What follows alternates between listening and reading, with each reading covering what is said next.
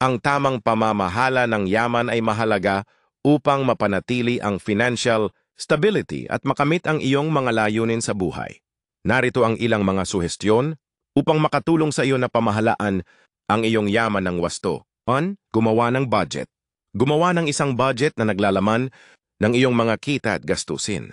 Siguraduhing nakaprioritize mo ang iyong mga gastusin at hindi ka gumagastos ng higit sa iyong kinikita. 2. Mag-ipon ng emergency fund.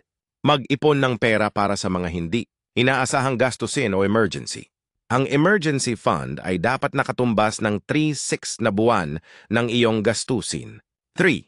Mag-invest ng wasto. Mag-invest sa mga produktibong paraan tulad ng stocks, real estate o negosyo. Siguraduhin nakapag-invest ka sa mga bagay na may mataas na potensyal na paglago. Or magbayad ng utang. Kung may utang ka, siguraduhin nagbabayad ka nito ng regular at sa tamang oras. Ang pagbabayad ng utang ay makakatulong sa iyo na mapabuti ang iyong credit score at makaiwas sa mga penalty. 5. Magkaroon ng insurance.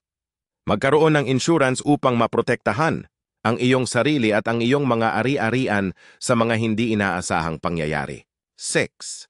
Magplano para sa kinabukasan. Magplano para sa iyong kinabukasan sa pamamagitan ng pag-iipon para sa retirement o pagnenegosyo. 7. Huwag magpadala sa emosyon.